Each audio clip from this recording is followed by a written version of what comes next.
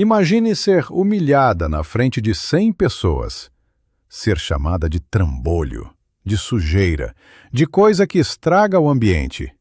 Imagine engolir cada palavra com dignidade, ir para os fundos com a cabeça baixa e voltar, 2 minutos depois, com o poder de fechar tudo aquilo. Hoje você vai conhecer a história de uma mulher que passou a vida sendo invisível para as pessoas erradas. E num único dia, de uma sexta-feira comum, ela provou que invisibilidade pode ser a arma mais poderosa do mundo.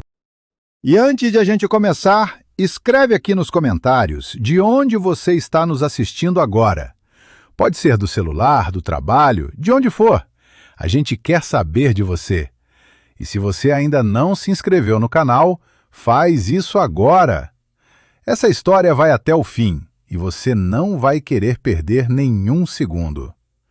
O restaurante Eclat ficava no 12º andar de um edifício de vidro no centro expandido de uma grande cidade brasileira.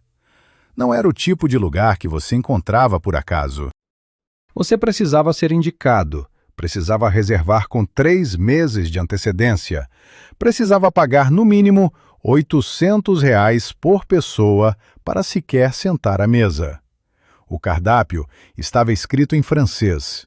Os garçons usavam luvas brancas e o sommelier tinha estudado em Bordeaux.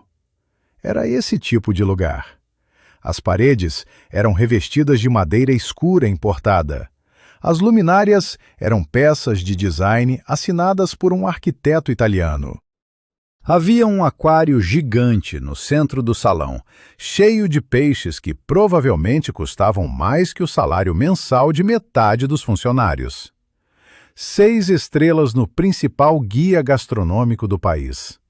Frequentado por nomes que apareciam nas páginas de negócios dos jornais, por socialites que postavam o prato antes de comer e pelo tipo de pessoa que trata garçom pelo primeiro nome como se isso fosse gentileza, mas trata faxineiro como se fosse uma cadeira.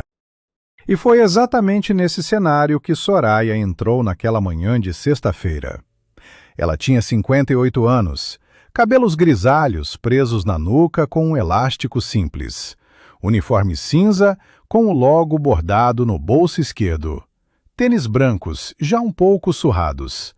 Carregava um balde, um pano de chão e uma expressão completamente neutra, como alguém que já aprendeu há muito tempo a não esperar bom dia de certas pessoas.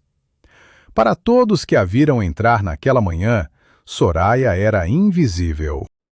Era parte do cenário, como o aquário e as luminárias italianas. Mas Soraya não estava ali para limpar, pelo menos não da forma que todo mundo pensava. Às 11h40 da manhã, o restaurante Eclat estava com 80% das mesas ocupadas. A luz do meio-dia entrava pelas janelas de vidro temperado e criava aquele efeito dourado que os fotógrafos de gastronomia adoram. E foi exatamente nesse momento que Renato e Cláudia fizeram sua entrada. Renato tinha 46 anos, cabelos penteados para trás com gel, terno azul marinho de corte impecável, o tipo de homem que usa relógio caro, mas faz questão de deixar o punho da camisa levantado para que todos vejam. Cláudia estava ao seu lado com um vestido cor de champanhe, bolsa de couro com ferragem dourada, unhas compridas na cor Bordeaux. Os dois caminhavam como pessoas que nunca tiveram que pedir licença para ninguém na vida. Eram empresários do setor imobiliário, donos de um grupo com 6 empreendimentos na cidade. O tipo de casal que aparece em revistas de comportamento falando sobre lifestyle e valores familiares. O maître os recebeu com um sorriso aberto e os conduziu até a mesa reservada perto da janela, a melhor do salão. Renato puxou a cadeira para Cláudia com um gesto automático, mais para o público do que para ela. Ela sorriu, olhou ao redor com a expressão de quem está avaliando se o lugar ainda merece sua presença. O palco estava montado. Os atores estavam em posição. E Soraya, invisível com seu balde e seu pano, continuava limpando a área entre as mesas, completamente ignorada, como sempre, por enquanto. Você já reparou como algumas pessoas conseguem transformar um simples gesto em declaração de guerra? Não gritam, não xingam, pelo menos não no início. Usam o tom de voz, o olhar, a escolha das palavras. É uma arte cruel, essa de humilhar com elegância. E Cláudia a dominava com perfeição. Soraya estava limpando o espaço entre duas mesas quando aconteceu. Ela torcia o pano sobre o balde e algumas gotas de água caíram no chão de mármore escuro, bem pertinho da cadeira de Cláudia. Não tocou no sapato, não molhou nada. Foram apenas 3 gotinhas que evaporariam em menos de 30 segundos sob o ar-condicionado do lugar. Mas Cláudia viu. E Cláudia decidiu que aquilo era intolerável. Ela se virou para Renato com uma expressão de nojo genuíno, como se tivesse encontrado um inseto no prato. Renato, por sua vez, olhou para Soraya com aquela cara de quem não entende como algumas pessoas têm permissão de existir em determinados espaços. Cláudia não falou baixo. Ela nunca falava baixo quando queria ser ouvida. Ela disse, em voz que alcançou pelo menos 5 mesas ao redor, que não conseguia comer com aquele cheiro de produto de limpeza, que alguém precisava tirar aquele trambolho dali, que era simplesmente impossível relaxar com aquela movimentação toda perturbando o jantar, que afinal de contas eles pagavam uma fortuna para ter uma experiência tranquila. Trambolho. Aquela foi a palavra que ela usou. O maître, um homem de 40 anos chamado Jorge, chegou em segundos com um sorriso de desculpas pronto na boca. Ele era bom nisso. 20 anos de profissão ensinaram a ele como absorver a arrogância alheia e transformá-la em cortesia. Ele se aproximou de Soraya com aquele jeito educado que, na verdade, é uma forma sofisticada de pedir para a pessoa sumir. Soraya levantou os olhos. Ela olhou para o maître sem pressa. Depois olhou brevemente para Cláudia, que já estava de costas, como se o assunto estivesse encerrado. Depois olhou para Renato, que estava abrindo o cardápio com uma indiferença estudada. Ela disse para o maître, com voz calma e absolutamente sem drama, que entendia, que ia terminar a área e seguir para o próximo setor. O maître assentiu aliviado. Renato murmurou algo para Cláudia que fez os dois rirem. Soraya pegou o balde e o pano e se afastou alguns metros, mas não foi embora. Continuou no salão, trabalhando a área entre o aquário e o bar. E enquanto limpava, ela observava. Não com raiva visível, com aquela atenção específica de quem foi treinado para ver o que os outros não veem. E naquele salão, havia muita coisa para ver. A mesa do fundo com a janela do ar-condicionado gotejando na parede. A bandeja de frios que o garçom havia deixado fora da geladeira havia mais de 40 minutos. A porta dos fundos, que abria para a cozinha e que estava sendo mantida aberta com um pedaço de madeira, permitindo a entrada de ar não filtrado. O banheiro masculino com o aviso de última inspeção datado de 18 meses atrás. Soraya não anotou nada. Ela não precisava. Depois de 17 anos de profissão, sua memória funcionava como câmera fotográfica. Cada detalhe, cada irregularidade ficava gravada com precisão clínica. Mas o que aconteceria a seguir, ela não havia planejado. Ou melhor, havia planejado que poderia acontecer, mas esperava que não fosse necessário. Ela estava errada. Pesquisas realizadas pelo Instituto Brasileiro de Estudos Trabalhistas mostram que trabalhadores negros têm 18 vezes mais chances de sofrer alguma forma de humilhação pública no ambiente de trabalho. 18 vezes. Não é distração, não é azar, não é acidente, é padrão. E quando esse padrão acontece na frente de câmeras de celular com 100 testemunhas e transmissão potencialmente ao vivo, as consequências assumem uma escala que os agressores raramente calculam. Renato e Cláudia definitivamente não calcularam. Eram quase 12h30 quando a situação escalou de vez. Renato havia pedido um prato de entrada que chegou com a apresentação impecável. Cláudia estava descrevendo para ele alguma polêmica de um grupo de mensagens que a divertia muito. Os dois estavam no tipo de boa disposição que vem de se sentir superiores a tudo ao redor. E foi exatamente nesse estado de espírito que eles perceberam que Soraya ainda estava no salão. Cláudia apontou com o queixo. Renato olhou. Os dois trocaram o tipo de olhar que não precisa de palavras, porque a crueldade já foi acordada entre eles há muito tempo. Renato chamou o garçom mais próximo. Não foi com violência, foi pior. Foi com aquela naturalidade de quem está fazendo um pedido completamente razoável.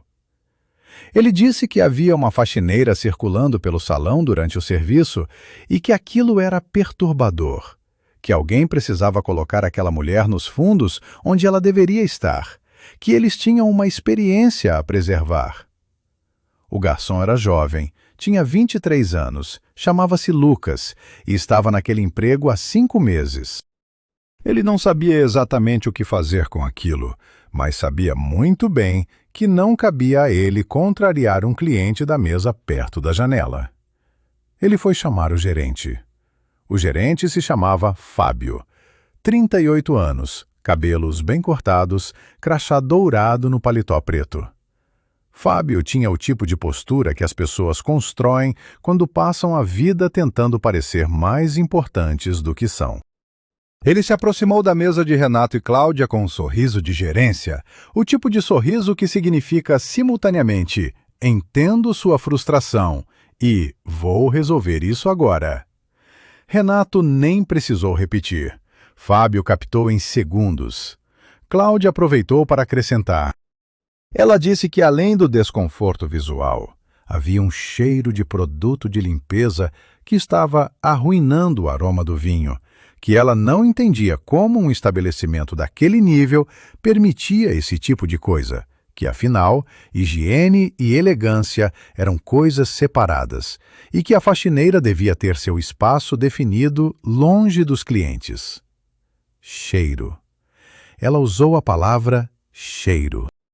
E Fábio, em vez de explicar que a funcionária estava fazendo exatamente o que deveria fazer, virou-se para Soraya com aquele jeito de chefe que precisa parecer firme para o cliente e disse a ela, em voz baixa, mas audível para quem estava nas mesas ao redor, que ela precisava ir para os fundos, que o serviço de limpeza do salão estava encerrado pelo turno, que ele não queria precisar dar advertência formal por desorganização de rotina. Advertência. Ele ameaçou a própria funcionária para satisfazer um cliente que havia chegado há menos de 1 hora. Soraya olhou para Fábio por 1 segundo, apenas 1 segundo, com a expressão de quem acabou de catalogar mais uma informação importante. Nas mesas ao redor, pelo menos 3 clientes haviam parado de comer. Uma mulher de uns 30 anos estava com o celular levantado em ângulo discreto, gravando. Um casal de meia-idade trocava olhares desconfortáveis. Uma jovem garçonete chamada Tamires estava parada perto do balcão do bar com uma bandeja na mão e os punhos fechados de raiva contida. Tamires tinha 21 anos. Trabalhava no Eclat há 1 ano e 4 meses.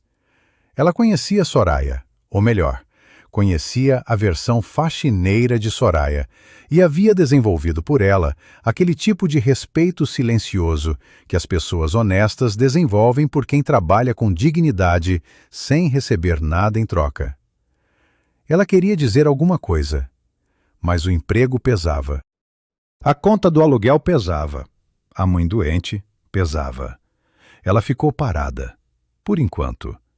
Soraya disse ao gerente Fábio com toda a calma do mundo que estava entendida a situação. Pegou seu balde e seu pano com movimentos lentos e deliberados, não com a pressa envergonhada de quem está sendo expulso, mas com a paciência de quem está guardando tudo no lugar certo antes de partir. E foi em direção aos fundos. Cláudia assistiu a isso com satisfação visível. Renato voltou para o prato como se o assunto nunca tivesse existido. Nenhum dos dois imaginou o que Soraya ia fazer nos próximos 4 minutos. Pense bem. O que você faria se soubesse que a pessoa que acabou de te humilhar publicamente, que usou a palavra trambolho para descrever sua presença, que mandou te expulsar como se você fosse mobília inconveniente, tem o poder legal de fechar tudo que ela construiu com um simples carimbo? Você esperaria? Você respiraria fundo? Ou você pegaria o bloco de formulários do seu bolso com aquela calma específica de quem sempre soube que o momento chegaria? E antes de a gente continuar com o que aconteceu naqueles fundos, nos conta aqui nos comentários. Você acha que ela vai fechar o restaurante? Sim ou não? A gente quer saber o que você pensa antes de revelar o que aconteceu. E se você está gostando dessa história, esse é o momento de dar o like. Vai ser muito mais fácil para você acompanhar os próximos capítulos com o canal inscrito. Soraya entrou pela porta de serviço e atravessou o corredor de concreto que separava o salão de luxo da realidade crua de qualquer cozinha comercial de grande porte. A diferença entre os dois mundos era física e imediata. Do lado de fora, madeira importada, aquário, luminárias de design. Do lado de dentro, paredes de cerâmica branca com manchas de gordura nas juntas, ventiladores barulhentos, caixas de papelão empilhadas sem ordem, um extrator de fumaça que havia parado de funcionar corretamente e estava sendo substituído por uma janela aberta com tela rasgada. Ela parou. Ficou parada por exatamente 3 segundos, olhando ao redor. Depois colocou o balde no chão com cuidado e enfiou a mão direita no bolso interno do uniforme. O que ela tirou de lá não era um celular. Não era um lenço, não era uma carteira. Era um crachá de identificação funcional, com fotografia, número de matrícula e o brasão da Prefeitura Municipal em relevo dourado. E junto com o crachá, um bloco de formulários em papel carbono tríplice, com o cabeçalho oficial da Coordenadoria de Vigilância Sanitária Municipal. Doutora Soraya Mendes, inspetora-chefe, 17 anos de serviço público. Responsável pelo levantamento, autuação e interdição de estabelecimentos alimentícios em toda a zona central da cidade. 43 interdições assinadas ao longo da carreira. Autora do protocolo de inspeção não anunciada, que havia sido adotado como modelo por outras 3 cidades do estado. Ela não estava ali para limpar o restaurante. Estava ali para inspecioná-lo. A técnica de inspeção disfarçada é completamente legal e regulamentada pela legislação sanitária brasileira. Ela existe por uma razão simples e óbvia.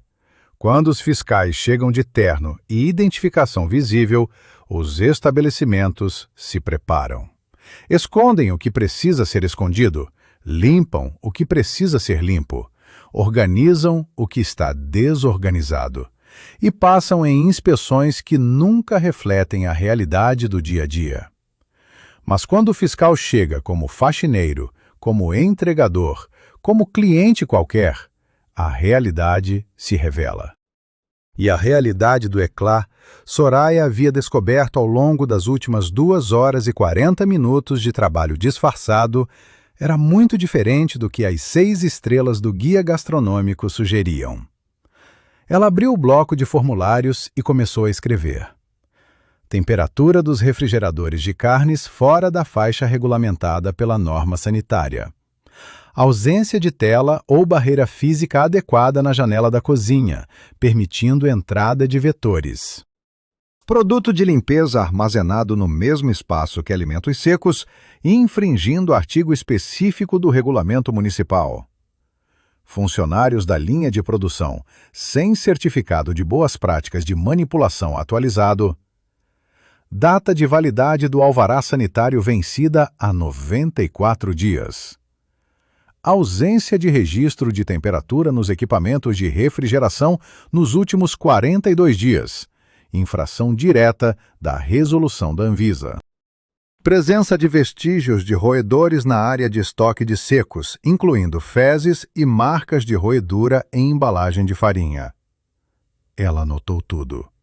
23 infrações no total. 6 delas classificadas como graves, segundo o Código Sanitário Municipal.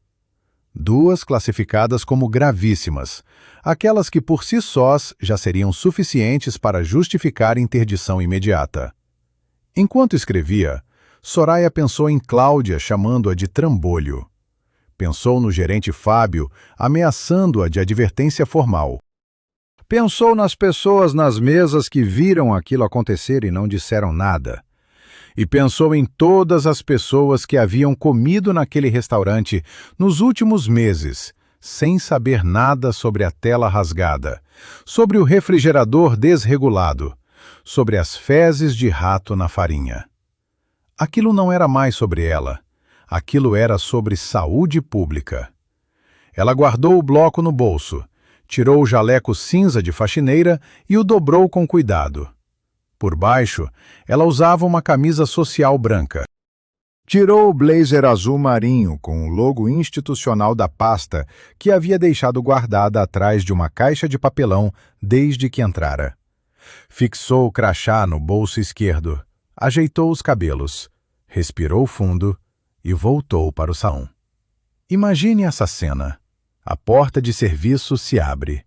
E a mulher que entrou por ali carregando balde e pano, a mulher chamada de trambolho, a mulher mandada embora como se fosse uma inconveniência menor, essa mulher volta. Mas dessa vez sem uniforme cinza. Dessa vez com blazer institucional, crachá visível e a postura de quem acabou de lembrar exatamente quem é. A distância entre a porta dos fundos e o centro do salão eram 16 metros. Soraya os percorreu devagar, não com pressa, não com raiva, com aquela lentidão calculada de quem sabe que cada passo está sendo visto e quer que cada passo seja lembrado. Jorge, o maître de 20 anos de profissão, foi o primeiro a vê-la. Ele estava posicionado perto da entrada do salão, orientando um garçom sobre a sequência de serviço da mesa 7, quando ergueu os olhos e a viu vindo na direção dele. O uniforme cinza havia desaparecido. No lugar, havia uma camisa social branca impecável, um blazer azul marinho com o logo dourado da Coordenadoria de Vigilância Sanitária Municipal e um crachá que ele reconheceu imediatamente porque todo estabelecimento alimentício do país é treinado a reconhecer aquele crachá. A cor saiu do rosto de Jorge de forma tão visível que o garçom que estava do seu lado perguntou se ele estava se sentindo bem. Jorge não respondeu. Ele se adiantou em direção a Soraya com aquele passo rápido de quem precisa interceptar alguma coisa antes que chegue onde vai. Ele disse em voz baixa e urgente que havia claramente um mal-entendido, que lamentava muito qualquer inconveniência que tivesse ocorrido, que o restaurante sempre zelou pelo cumprimento de todas as normas e que ele tinha certeza de que qualquer questão poderia ser resolvida de forma discreta. Discreta. Essa foi a palavra que ele escolheu. Soraya parou. Olhou para Jorge por 2 segundos com uma expressão que era ao mesmo tempo educada e absolutamente inabalável. E disse que entendia a preocupação dele, mas que a inspeção havia sido iniciada regularmente, que os procedimentos legais estavam sendo seguidos à risca e que, infelizmente, o que ela havia encontrado não permitia nenhum tipo de resolução discreta. Jorge ficou parado como se tivesse levado uma descarga elétrica de baixa tensão, suficiente para paralisar, não para derrubar. Soraya continuou andando. Fábio, o gerente, estava na área próxima ao bar quando viu Soraya entrar no salão com o blazer e o crachá. Ele processou a imagem em partes, como se o cérebro se recusasse a montar o quadro completo de uma vez. O uniforme cinza que ele havia mandado embora, o blazer azul marinho, o crachá, a postura, a direção em que ela caminhava. Ele foi ao seu encontro com passos largos, já com a mão estendida em gesto de apaziguamento, já com a fala preparada sobre boa vontade e colaboração e comunicação direta com a gerência. Ele disse que era absolutamente a favor de qualquer fiscalização, que o restaurante não tinha nada a esconder, que bastava marcar uma visita formal e toda a documentação estaria disponível. Soraya tirou o bloco de formulários do bolso do blazer. Abriu na primeira página. Mostrou para Fábio sem entregar, apenas mostrou, o suficiente para que ele visse os campos preenchidos, os números dos artigos violados, a quantidade de infrações listadas. Ela disse que a visita formal já havia acontecido, que tinha durado 2 horas e 43 minutos, que ele havia estado presente em boa parte dela sem saber, e que agora ela precisava seguir com os procedimentos regulamentares. Fábio olhou para o bloco, depois olhou para ela.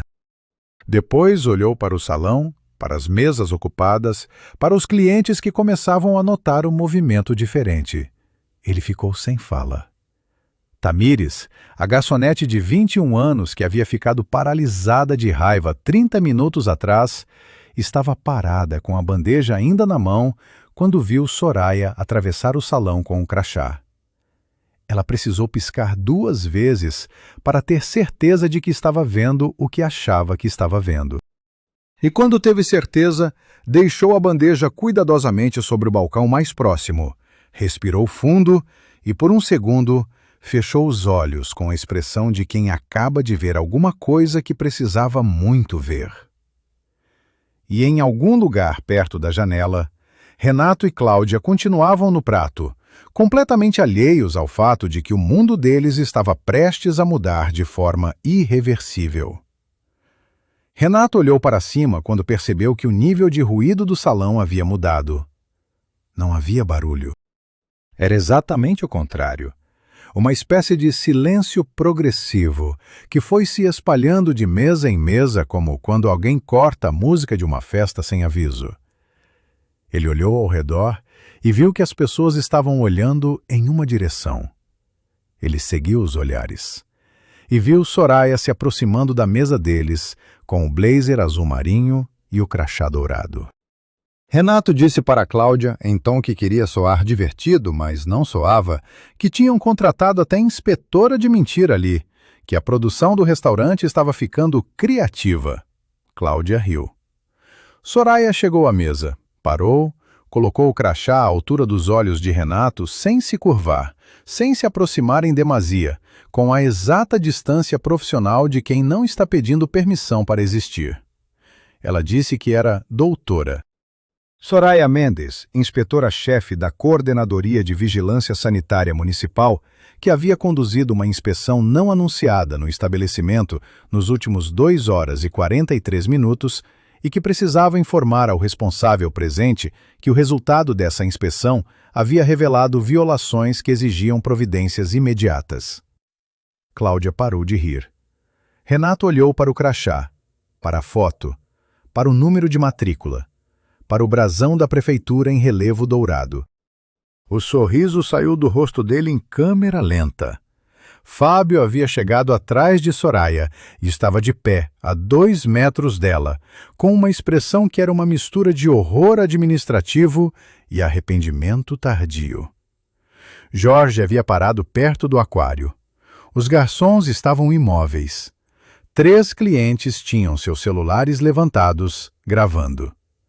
Soraya abriu o bloco de formulários e começou a ler em voz clara, não gritando, não dramatizando, apenas com a clareza objetiva de quem está fazendo seu trabalho. Temperatura dos refrigeradores de carnes registrada a 8 graus Celsius acima do limite máximo permitido pela Resolução Sanitária vigente, artigo 42, classificação grave. Ausência de barreira física adequada contra a entrada de vetores na cozinha, artigo 36, classificação grave. Armazenamento de produto de limpeza em área não segregada de alimentos, artigo 51, classificação moderada. Alvará sanitário com validade vencida a 94 dias. Artigo 12. Classificação gravíssima. Ausência de registro de temperatura nos equipamentos de refrigeração pelos últimos 42 dias consecutivos. Artigo 48. Classificação grave. Presença de vestígios de roedores na área de estoque de secos. Artigo 61. Classificação gravíssima. Ela leu cada item, 23 no total. A lista levou pouco mais de 3 minutos. O silêncio no salão era o tipo de silêncio que acontece quando 100 pessoas prendem a respiração ao mesmo tempo. Cláudia havia ficado muito quieta. Aquela quietude específica das pessoas que de repente percebem que estão no centro de algo que saiu completamente do controle. Renato estava olhando para os formulários com uma expressão que misturava incredulidade e cálculo, como um homem de negócios tentando avaliar o tamanho do problema em tempo real. Ele disse que havia um engano, que o restaurante era reconhecido pelo guia gastronômico, que tinha reputação impecável, que certamente havia alguma confusão nos dados.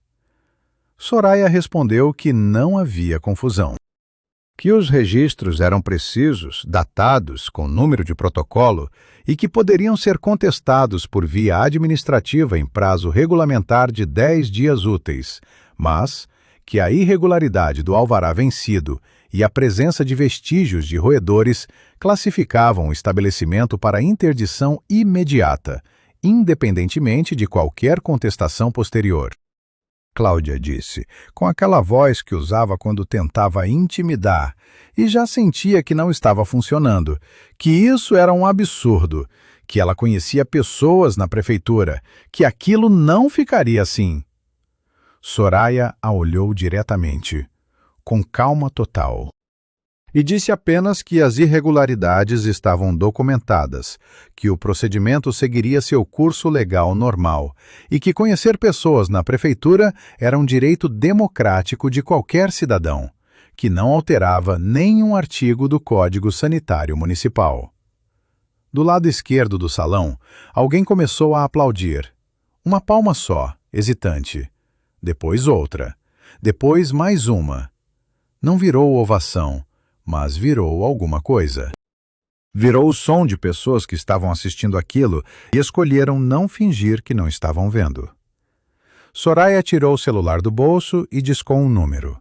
A equipe de apoio estava esperando do lado de fora. Você sabe o que custa um lacre de interdição sanitária para um restaurante de luxo? Do ponto de vista financeiro, um estabelecimento desse porte perde, em média, R$600 mil por mês de fechamento. Fora os contratos com fornecedores que precisam ser cancelados, os eventos reservados que precisam ser devolvidos, os funcionários que ficam sem renda. Mas o custo que Renato e Cláudia enfrentariam naquele dia não se mediria em reais. Se mediria em algo muito mais duradouro.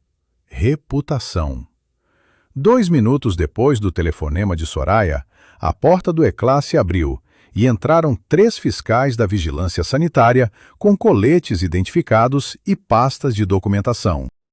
Vieram sem alarde, sem sirenes, sem nenhuma teatralidade. Apenas entraram, encontraram Soraya no centro do salão e ela os atualizou brevemente sobre o que havia sido registrado.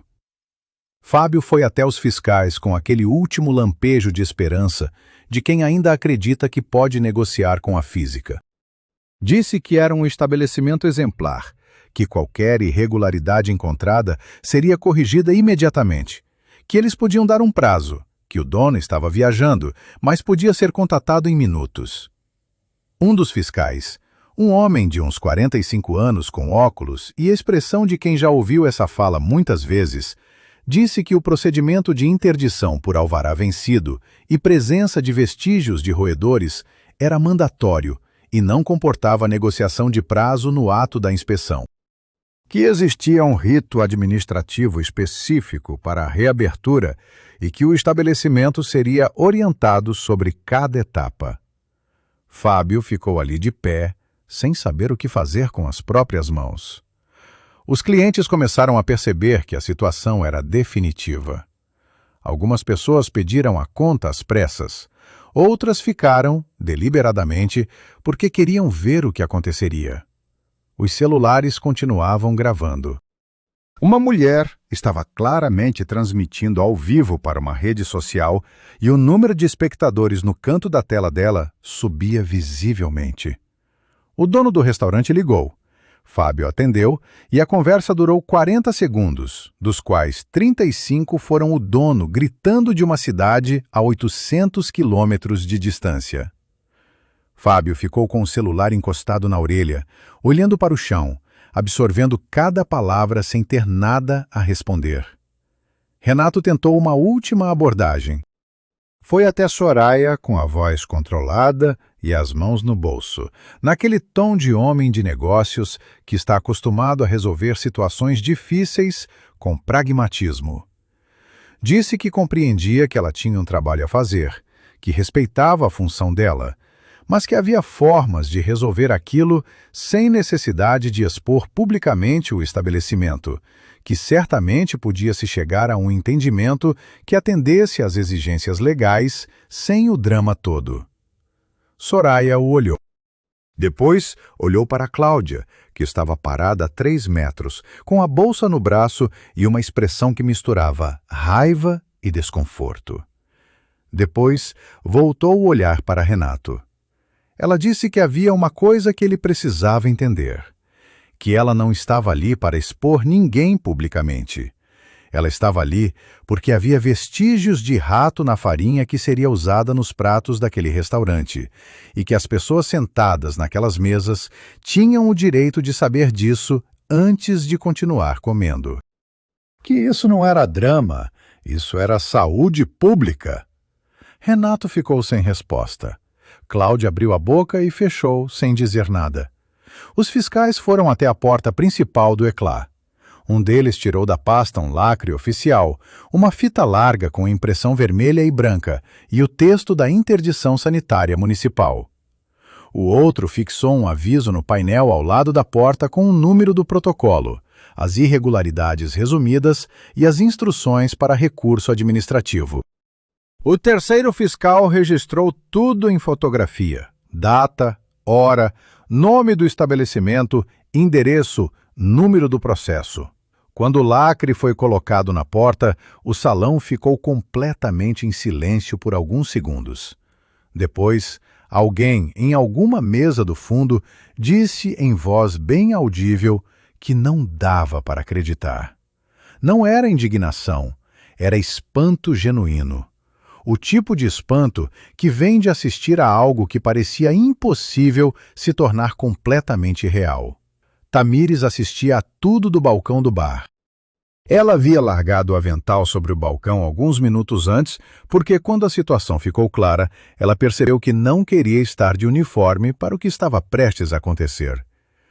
Uma cliente que estava perto dela, vendo que Tamires havia tirado o avental, perguntou se ela sabia o que estava acontecendo, se era sempre assim ali. Tamires olhou para a cliente. Pensou nos 23 meses que trabalhava naquele lugar, nas coisas que havia visto, nos funcionários que haviam saído chorando. No ambiente que havia deteriorado progressivamente enquanto as 6 estrelas do guia gastronômico reluziam na fachada, e Tamires começou a falar. O vídeo que a cliente estava gravando com o celular da entrevista espontânea de Tamires no balcão do bar do Eclat chegou a 100.000 visualizações em menos de 2 horas. Uma semana depois de o lacre ser colocado na porta do Eclat, 3 empresas do setor imobiliário cancelaram contratos com o grupo de Renato. Não por obrigação legal, por escolha própria. Porque os sócios dessas empresas haviam visto o vídeo. Todo mundo havia visto o vídeo. O vídeo da humilhação de Soraya, gravado por aquela mulher de 30 anos que havia estado discreta com o celular levantado desde o início, tinha 5,2 milhões de visualizações na segunda-feira seguinte. O vídeo de Tamires falando no balcão do bar tinha 1,8 milhão. Os dois estavam sendo compartilhados nos mesmos grupos onde Cláudia e Renato costumavam aparecer em fotos de eventos corporativos. O casal divulgou uma nota. Foi um erro grave. A nota dizia que eles lamentavam qualquer mal-entendido, que sempre respeitaram os trabalhadores de todos os setores, que a situação havia sido interpretada fora de contexto e que eles apoiavam integralmente o trabalho da vigilância sanitária. Usaram a palavra mal-entendido 2 vezes em 5 linhas. A internet não perdoou. Os comentários eram de pessoas que haviam assistido ao vídeo inteiro e sabiam exatamente o que havia sido dito, palavra por palavra, sem nenhum mal-entendido possível. O restaurante Eclat ficou fechado por 52 dias. Passou por auditoria completa de uma empresa especializada contratada pelo próprio dono. Teve que refazer toda a documentação sanitária, substituir equipamentos de refrigeração, desinfestar o estoque, treinar toda a equipe, renovar o alvará. Quando reabriu, as 6 estrelas do guia gastronômico haviam sido revisadas para 4. O dono deu uma entrevista dizendo que havia sido traído pela gerência. Fábio não estava mais lá quando o restaurante reabriu. Tamires foi contratada por um restaurante concorrente na semana seguinte à do vídeo. O dono a chamou pessoalmente depois de assistir ao que ela havia dito sobre o ambiente de trabalho no Eclat. O salário era 38% maior. Ela aceitou em menos de 24 horas. E Soraya? Soraya deu uma entrevista a um canal de jornalismo investigativo 3 semanas após o episódio. Ela apareceu com a mesma compostura de sempre. Cabelos grisalhos, agora soltos, camisa simples, sem blazer institucional porque estava de folga e porque queria que as pessoas vissem a mulher, não o cargo. A entrevistadora perguntou como ela havia se sentido sendo chamada de trambolho na frente de 100 pessoas. Soraya ficou em silêncio por um momento. Não era o silêncio de quem está constrangida. Era o silêncio de quem está escolhendo as palavras certas, porque as palavras importam. Ela disse que havia sentido exatamente o que qualquer ser humano sente quando é reduzido a um objeto por outro ser humano. Que aquilo dói. Mesmo quando você sabe quem você é. Mesmo quando você tem 17 anos de carreira e 43 interdições assinadas. Dói, porque a dor não é sobre o cargo. A dor é sobre ser vista como coisa. E depois disse algo que a entrevistadora não esperava. Disse que o que mais a havia marcado naquele dia não foi o que Cláudia disse. Foi o que as outras pessoas ao redor não disseram. O silêncio das mesas vizinhas. A indiferença dos que continuaram comendo. Porque é esse silêncio que permite que a crueldade se normalize. É esse silêncio que diz para quem está sendo humilhado que sua dor não merece nenhum gesto. A entrevistadora perguntou se ela havia planejado o momento do retorno, se havia sido calculado para ter impacto máximo. Soraya disse que havia planejado apenas seguir o protocolo, que o impacto era consequência natural de uma situação que o próprio casal havia criado, que se eles a tivessem tratado como ser humano desde o início, ela teria concluído a inspeção, entregado os documentos para a gerência e saído pela porta dos fundos sem que ninguém no salão soubesse de nada. A interdição teria acontecido de qualquer forma, porque as infrações eram reais e sérias. Mas ninguém teria gravado nada. Ninguém teria compartilhado nada. E Renato e Cláudia teriam dormido naquela noite sem saber que o custo de chamar alguém de trambolho pode ser muito, muito maior do que imaginam. A entrevista teve 2,4 milhões de visualizações. O caso passou a ser estudado em cursos de gestão de crise e em treinamentos corporativos sobre diversidade e assédio moral. Não como caso hipotético, como caso real, com nomes de artigos legais, números de infrações e imagens de um lacre numa porta de vidro no 12º andar de um edifício do centro expandido de uma grande cidade brasileira. Soraya continuou trabalhando. Continuou fazendo inspeções. Continuou, às vezes, disfarçada. Porque o trabalho não acabou e nunca vai acabar enquanto existirem lugares que acham que elegância e decência são coisas separadas. Mas ela nunca mais voltou ao Eclat. Não precisava. Ela já havia deixado sua marca lá. Na forma de um processo administrativo com número de protocolo, 23 infrações documentadas e a lembrança permanente de que invisibilidade pode ser, nas mãos certas, a arma mais poderosa do mundo. E você, que chegou até aqui, já foi tratado como invisível em algum lugar? Já esteve numa mesa dessas, ou do outro lado, servindo, limpando, existindo sem ser visto? Conta nos comentários. Sua história importa tanto quanto a da Soraya. E se essa história te tocou de alguma forma, deixa o like, compartilha com alguém que precisa ouvir isso hoje. A gente se vê no próximo episódio.